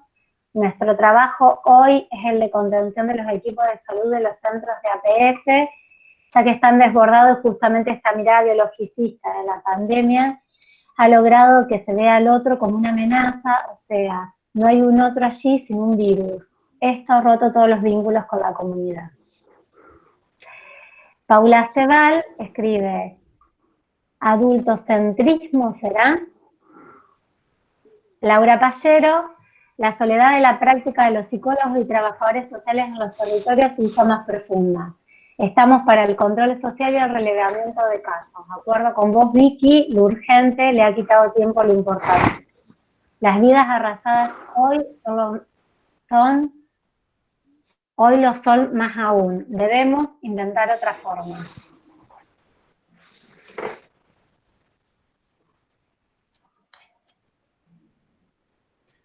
Ahí, Belén, también el comentario de Anabela de la Rosa, no sé si lo leíste, que nos cuenta que trabaja en un equipo de soporte territorial de salud mental en la zona sur de Rosario. Sí. Dice que su trabajo hoy es el de contención de los equipos de salud de los centros de APS, ya que están desbordados, y justamente esa mirada biologicista de la pandemia ha logrado que se vea al otro como una amenaza, o sea que no hay un otro allí, sino un virus, y esto ha roto todos los vínculos con la comunidad. Esto se conecta también a lo que ella había comentado antes, que en la provincia de Santa Fe, en realidad la mayoría de lo que hacen atención primaria tiene que ver con consultorio individual, y que actualmente parece que las autoridades del gobierno, dice, de Santa Fe, equiparan salud al hospital y atención primaria tiene un lugar no prioritario. Desde estas perspectivas, estamos lejos del abordaje psicosocial. Esto lo dice Greta. Quiero decir algo más, quiero hacer un comentario sobre esto de que se hablaba. Efectivamente, los dispositivos de salud mental no están pensados para la atención primaria, como decían recién ahí. Y esto que están mencionando respecto del miedo, del otro como miedo, es justamente lo que yo intentaba decir hoy, aunque entiendo no lo he hecho al menos como hubiera querido correctamente. Y es que cuando se introduce la lógica, por un lado de la sugestión y por otro lado del aterramiento frente al virus, se operó oprimiendo a las personas antes que vinculándolas. Porque la idea era que si se vinculaban se podían contagiar. Y esta falsa situación, porque nos podemos vincular de muchas maneras, como ahora estamos vinculados remotamente y no nos podemos contagiar. Ahora bien, esa idea del aterramiento que yo hablé al inicio produjo un fortalecimiento del otro como enemigo y del desvínculo, que es propio de la sociedad neoliberal. Es decir, ahí se operó recuperando ciertos anticuerpos del otro como enemigo, se han generado en los momentos más neoliberales en nuestra sociedad. Entonces, el sujeto político es un sujeto que se constituyó así, como un sujeto donde el otro es o bien es foco de contagio, o bien es un enemigo, o bien es un riesgo, es decir, está del lado de la peligrosidad. Y esto genera en nosotros entonces una situación según la cual es muy difícil operar psicosocialmente con personas que por un lado son empujadas al miedo y por otro lado establecen que el otro es su fuente de peligro. Entonces, claro, todo lo que ahora trabajamos en términos de el acompañamiento, etcétera, etcétera, se vuelve algo díscolo frente a esa circunstancia y a esa forma de entender la vincularidad en pandemia. Si la vincularidad en pandemia es entender al otro como un riesgo, y es muy difícil establecer ahí un lazo. Y este es un problema en el que estamos. Es decir, el abordaje estrictamente infectológico y médico y estos dos mecanismos de sugestión más aterramiento nos metieron en un atolladero a los trabajadores de la salud mental, no solo porque nos excluyeron del sistema sanitario, sino porque nuestra principal herramienta, que es la revinculación, está obturada por esta fuente de peligrosismo alrededor de la cuestión infectológica. Claro. Yo hago que eso tensa al máximo la necesidad de la capacidad de invención que tengamos que tener frente a esta realidad para poder retejer los vínculos por sobre el terror del contagio, digamos. Y acá quiero, digamos, porque si no pareciera que todo está para atrás, ¿no? Rescatar el esfuerzo de todos los profesionales de la salud que están poniendo el cuerpo en la primera línea, digamos, en la atención primaria de la salud, rescatar el esfuerzo de los compañeros que están haciendo las guardias en los distintos niveles de atención, digamos, y también rescatar el esfuerzo y la creatividad de compañeros que siguen trabajando y encontrando plasticidad en algunos dispositivos. Yo quiero mencionar particularmente el tocadisco, digamos, que es un dispositivo que ya hace algunos años armó un compañero, digamos, Alejo Clariá, acá en la provincia de Santa Fe, que era en los centros de salud juntarse a escuchar música, digamos, y contar las historias de por qué uno venía a traer determinada canción u otra, ¿no? Después, digamos, como eran ya unos cuantos centros de salud en los que venía trabajando, armaron un Facebook, digamos, y hacían encuentros, digamos, había lugares, bares en Rosario que eran contratados, digamos, para realizar encuentros, digamos, con todos aquellos que quisieran participar de la comunidad y se generaba un clima de fiesta, ¿no? Es decir, todo eso cuando lo atravesó la pandemia era imposible, digamos. ¿Y qué armaron? Como ellos ya tienen, digamos, un grupo de trabajo, tienen una población que está vinculada, digamos, alrededor de esto, armaron un programa de radio, digamos. Y el programa de radio transmite en la radio y transmite desde distintos lugares. Hoy estaban transmitiendo desde el Hospital de Villa Gobernador Galvez, que es donde funciona, digamos, una de las sedes del tocadisco, digamos, porque el Consejo Municipal los declaró de interés municipal, digamos, el grupo, como siguieron inventando, digamos, la forma de comunicarse, que es un poco recuperar a lo mejor la función original de la radio, que todavía en la Patagonia, antes de los celulares, digamos, existía la radio que mandaba mensajes, digamos, de una familia a otra, o de que se buscaba a fulano o a mengano, digamos, que vivía por el medio del campo, digamos, a ver si escuchaba, digamos, por radio el mensaje, digamos, ¿no? Es decir, volver a recuperar, digamos, el aspecto vincular que tienen estos medios y que el uso monopólico de ellos, digamos, nos ha desvinculado de lo que es el uso social, digamos, ¿no? El uso mercantil lo ha desvinculado de lo que es el uso social. Entonces, quería un poco resaltar esto porque justo hoy a la mañana había sido esta producción radial, digamos, desde Villa Gobernador Galvez en el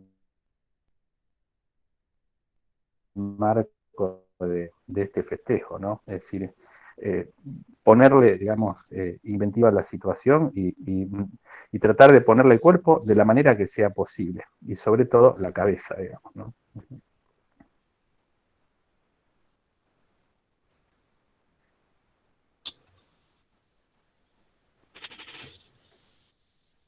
También esto se conecta con lo que dicen Teresa Radaeli, que también opina Silvia Planes, que los trabajadores de salud nos sentimos solos, presionados. Ella habla también de las coberturas de psicología, pero hay otro comentario que refiere a la soledad en el territorio. Y bueno, en la medida en que podamos establecer lazos entre nosotros, me parece que va a ser más posible lo que plantea también Anabela, de ir volviendo a retomar los vínculos dentro de la comunidad. También esto es efecto de la fragmentación y no solamente tiene que ver con lo que pasa en el equipo de salud, sino también en la distancia que está generando con las instituciones educativas, como dice Silvina, que lo piensa en relación a los docentes y a los niños. Acá Mariela nos sugiere un textito de Foucault, del libro La vida de los hombres infames, el capítulo de economía política.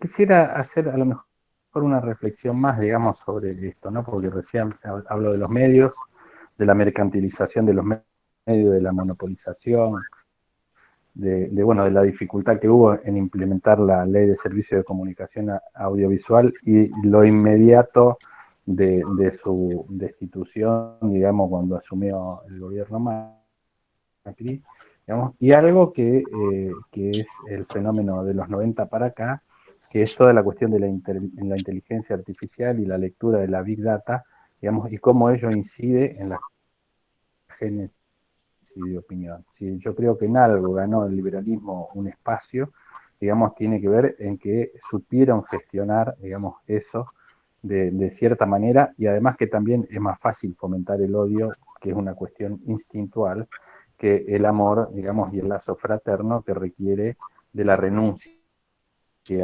al instinto, ¿no? En términos freudianos, para poder vincularse humanamente, ¿no? Y esto en el contexto de que a base de lo que significa la cuestión del cuidado, los distintos sistemas han ido tomando distintos modos de implementación, y que también tendremos que poder leer qué dicen los sociólogos y los filósofos respecto de esto, que quizás ha sido la mayor experiencia de control social llevada adelante en el planeta, ¿no? Es decir, donde los algoritmos han tenido, digamos, una participación importante en la génesis del concepto de la actualidad.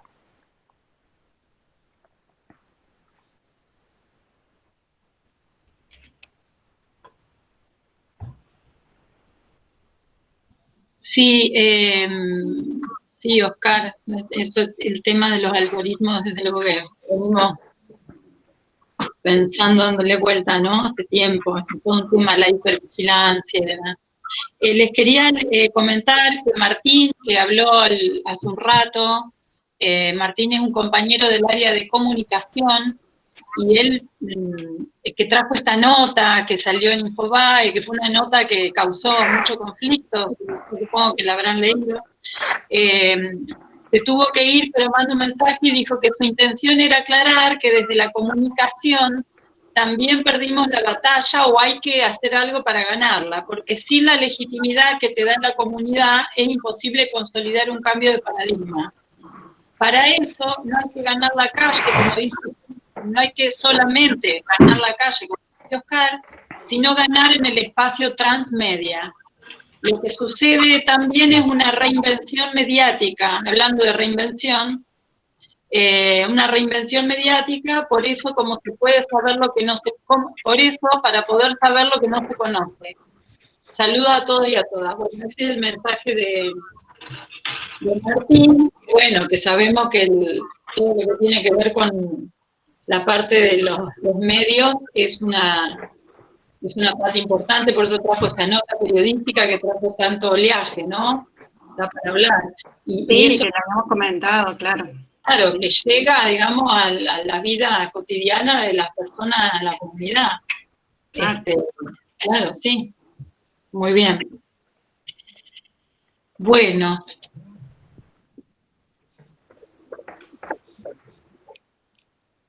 Sobre la nota, quiero decir, puede ser Sí, sí. A mí me parece que aplica esto de ladran Sancho. Entiendo la preocupación, entiendo la virulencia con la que se exponen estos argumentos, e incluso un poco brutalmente. Pero es señal de la vigencia que tiene la ley nacional. Y déjenme decirles que para mí es mejor, es como una catarsis que ellos hacen. Y la hacen por los medios que les dejarían hablar, digamos. Y en general produce el efecto contrario. A mí me parece bien que las corporaciones intenten publicar cosas y lo logren, porque el efecto que generó después fue un efecto de alerta en todos quienes provenimos del campo de los derechos humanos, de reunirnos, de fortalecernos, de insistir con respecto a la necesidad y vigencia de la ley nacional.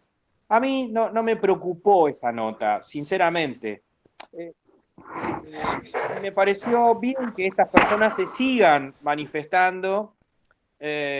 Claramente era una publinota, como le dicen ahora, era más bien una publicidad de la corporación, digamos, y hay que tomarlo como eso que es, digamos.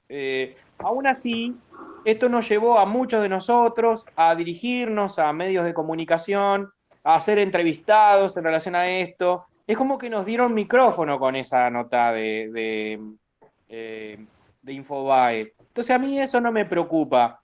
Y hoy producir hoy un consenso para modificar la ley nacional, ahí sí la tienen difícil, digamos, porque las batallas culturales tienen que ver con esto. Es como si hoy se quisiera modificar la ley de matrimonio igualitario o la convención, o quitar la Convención de los Derechos de las Personas con Discapacidad y así sucesivamente. Entiendo que lo van a seguir intentando, digamos, no me preocupa que ellos lo sigan intentando.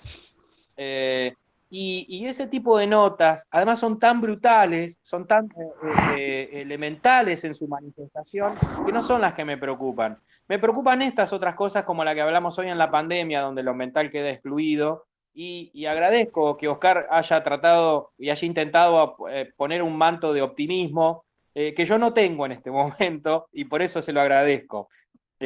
Agradezco ese empuje de ir para adelante, y es el mismo que relataba al inicio cuando dije que Santa Fe nos ayudó mucho en la sanción de la ley. Es el mismo empuje de siempre de Oscar y lo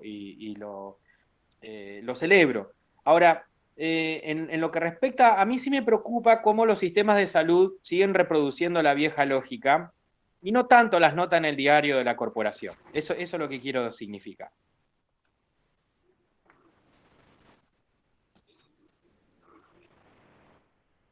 Sí, es claro esto de la reproducción del sistema de salud de las lógicas manicomiales, sí. Es muy claro esto. Sí.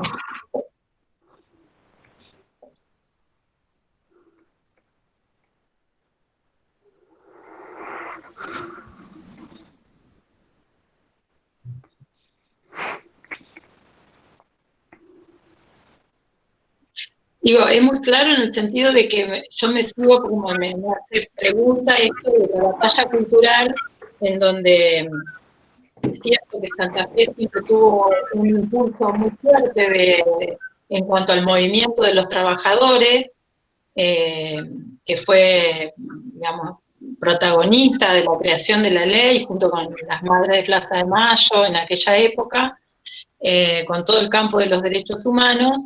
Me preocupa en este momento que haya cierto movimiento de retroceder, digamos, en este sentido, ¿no? Es muy preocupante.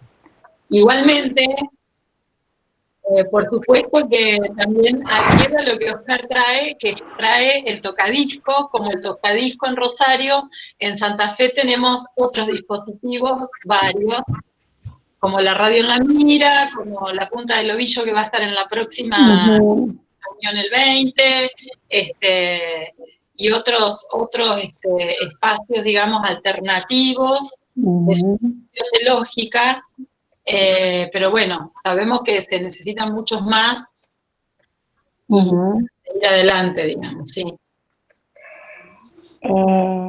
Sí, y para agregar en relación a este optimismo de Oscar, traigo también, bueno, celebrar esta posibilidad, ¿no? De poder encontrarnos, de que estés participando, Yago, con nosotros, acá en la provincia, que se dé este intercambio, escucharlos a ustedes, tanto vos como Oscar, en los años que tienen de recorrida, de práctica, de aprendizaje en relación a salud mental, derechos humanos, la ley, etc. Entonces, bueno, me parece que sigue habiendo una apuesta, un deseo de intercambiar, de escucharnos, de ver cómo seguir, de cuestionarnos, de preguntarnos en relación a en qué lugar estamos, dónde estamos parados, cómo seguir, intercambiar, y bueno, cómo seguir con ciertas inventivas, ¿no? Entonces, bueno, celebro esto, porque de alguna manera también es lo que nos sostiene, lo que nos motoriza para seguir adelante. Así que bueno, si les parece podemos ir cerrando, no sé si hay alguna... O sea, antes de cerrar, digamos, yo quería agradecerle personalmente, especialmente a Yago. La verdad que para mí ha sido un placer muy grande compartir la actividad con él y me ha traído recuerdos de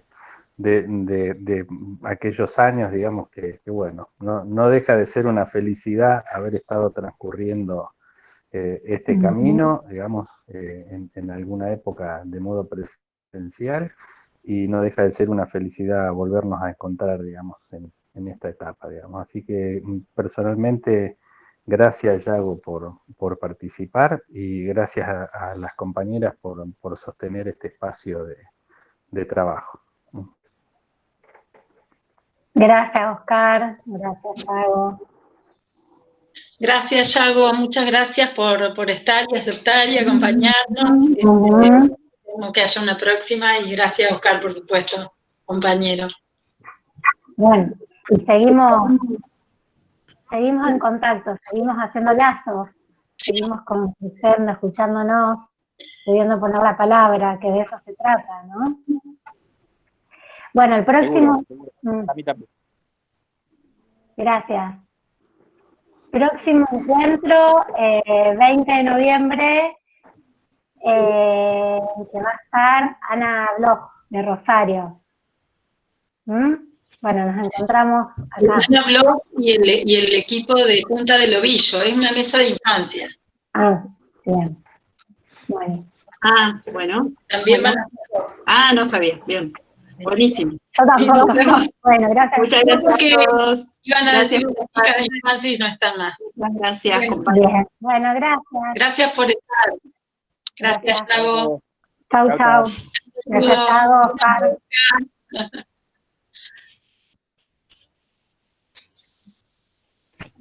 Es lindo el comentario de Laura también.